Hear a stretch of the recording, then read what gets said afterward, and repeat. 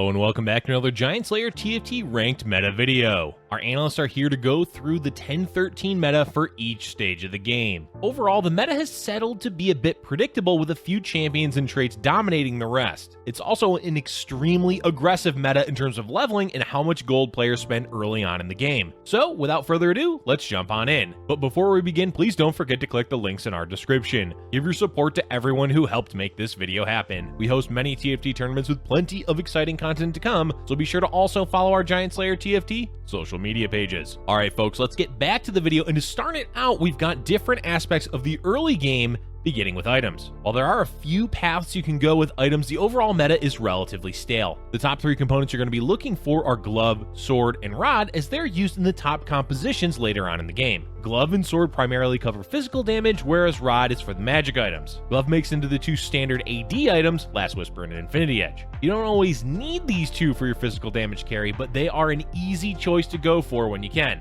These items are most commonly given to Jinx and Vayne, which are the carries of their respective compositions. Sword is also used in a few other items besides Infinity Edge, notably Guardian Angel, though that item isn't as valued early game because the components can be used elsewhere. Deathblade is another strong AD item that you can make for your carry. Giant Slayer is also okay, though Infinity Edge and Deathblade are generally prioritized first. Rod takes you down the path more suited for magic damage focused builds. Deathcap and Morellonomicon are the standard choices, but specifically for the early game, a good option is Ionic Spark. Ionic is one of the few items you can slam early on and not have it dictate what champions and traits you want to go for later on in the game. It's just all around solid for almost any composition. As for other components, there's a few choices for each. Bow can be used for Giant Slayer, ZZ Rot Portal, and the second component to make Last Whisper. Tears are used for blue buff for Shojins, which are used for most magic-focused carries like Victor or an early Ahri. Luden's Echo is a strong early game choice, even though it falls off a bit later on in the game. Lastly, Cloak and Belt are filler components to make quite a few items, but neither are very hard to procure. Belt is slightly more useful than Cloak due to Warmogs being a decent item for your frontline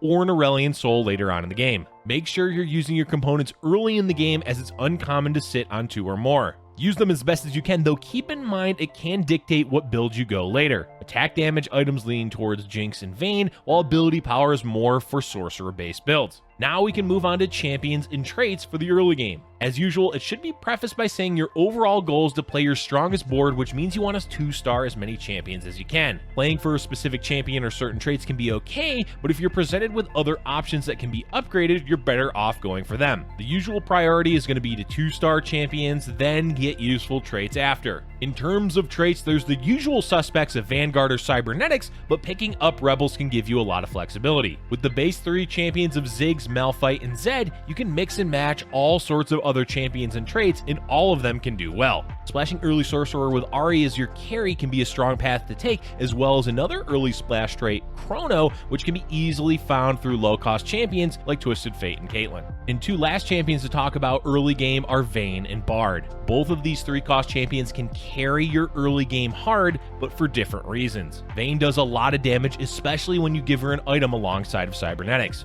Bard, on the other hand, is more about farming you experience to get you early level leads without having to spend gold. And the last section of the early game to talk about is leveling and economy. As mentioned in the introduction, the current meta is really aggressive and the standard has become early leveling. That means you're going to level to 4 on either 2-1 or 2-2 and again on 2-5. Pre-leveling is also common, which means you want to level to 4 early and then hit the level up button during the 2-4 carousel. What this does is make it so that you're 8 out of 10 in experience, which will naturally level you to 5 before the 2-5 shop appears. You'll have a small chance to hit a 4-cost champion by doing this, but it can be a huge advantage to the games that you do. You may be thinking, what about gold? Well, gold is important, but keeping up with the leveling curve of your lobby is also important. It helps ensure you don't lose a lot of health, and it can also net you a win streak. Time to move on into the mid-game. This is the stage of the game where you will decide what composition you're going to play. The early game items you make give you a general path to go on, and the mid game is where you solidify your choice. Before we get into those choices and compositions, let's discuss when you should look to level to 6, 7, and 8. Leveling aggressively is still common to do in stage 3, which means you're likely going to be leveling to 6 on either 3-1 or 3-2. Leveling on 3-1 is generally reserved for anyone that's win streaking, as a means to preserve that win streak by pushing levels for a better board advantage. advantage. After that, you can look to level to 7 at any time between 3-5 and 4-1. It mainly depends on your economy and what you can afford to spend on leveling. Basically, if you've been win streaking or sitting on a good economy for most of stage 3, you can safely level to 7 earlier. Otherwise, you'll want to level on the standard timing of 4-1. One last level timing to talk about is the fast 8. The normal timing is on 4-3, but it's not always possible to do that. It's more or less now reserved for when you've been keeping your health high, win streaking, or just have a good economy. It's also important to judge whether or not you need to roll instead of leveling to 8. A good way to determine if it's worth rolling or leveling is simply to scout. See what other players are holding on to for champions, if they're rolling or if they're saving to level. Roll to stabilize if you need to after scouting, otherwise you can level if it seems you're strong enough compared to the rest of the lobby. Either way, you're going to level to 8 early on 4-3 or later on after Raptors on 5-1. Now, let's talk about the 3 main compositions for the mid and late game. Those are Jinx Carry, Cybernetics, and Sorcerer. All 3 of these have multiple variations, so we'll focus on one for each. When playing Jinx as your main carry, you'll have an idea of whether you want to play her or not after Krugs or as late as Wolves.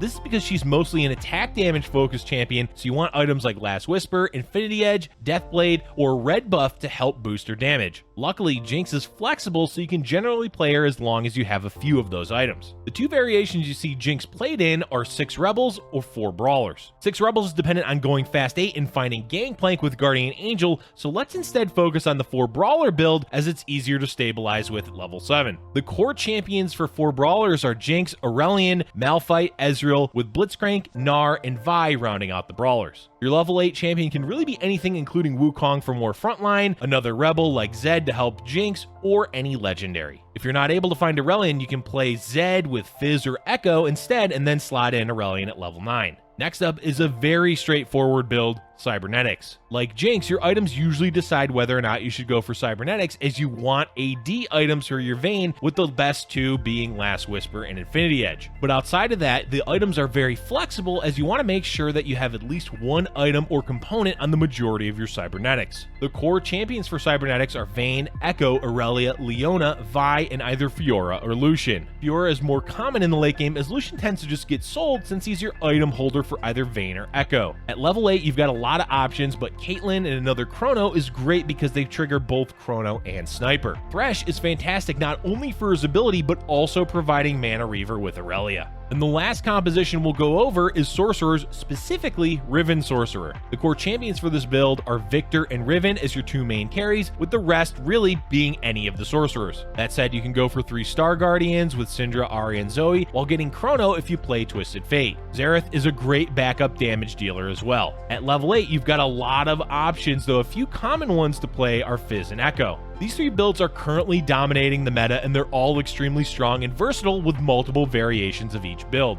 Not only that, they're also relatively simple to play at their core, so all you need to do is find the main carries and go from there. Each of them can be played by either rolling at 7 to stabilize or going a fast 8. Most games you're likely to play one of these builds, so always scout and see what's not contested. Alright, the last stage of the game is the late game, which is relatively simple in terms of your overall goal and game plan. First off, you should aim for getting level 9, as getting in as many legendaries as you can is a good path to victory, or, well, at least the top 4. It is definitely necessary to forego leveling to 9 if you're not in a great position to do so. If you're in a position where you're about to lose in one round, then you generally should roll. Only go to 9 when you can afford to do it safely, or if doing so gives you a big advantage with a much needed legendary or trait. Basically, don't lose the game sitting on 50 gold. As far as what champions or traits to play at level 9, well, that's very dependent on the lobby. You may need more frontline or mystic, or want infiltrators to get into the backline of other players. Above all, you can always just play Thresh, using to pull in legendaries or CC champions from your bench. In particular, Urgot is great to have on your bench for Thresh. And lastly, make sure you're scouting and repositioning as needed. Don't get caught off guard by things like Zephyr or infiltrators on your carry. Overall, your late game is to just play for level 9 and work on having good positioning. The last section for today's video is on galaxies. This will be a brief look into a few of them, as not every galaxy has much of an effect on the game. First up is Nicoverse, which is quite interesting right now in the meta. With aggressive leveling and pre-leveling, you can open up the possibility of hitting a really early 4-cost carry. Jinx is likely the best to use your 2 Nikos help on, but Riven or Victor are not bad choices either. And of course, saving them for a quick 2-star legendary is always worthwhile.